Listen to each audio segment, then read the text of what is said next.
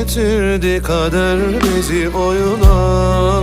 Ölmeye hazırken yoluna bizi anlatır dururun. Kadehin dolu kalkıyor yok oluşuna. Ama aldırma durulurum, yerlere düşse yine gururum.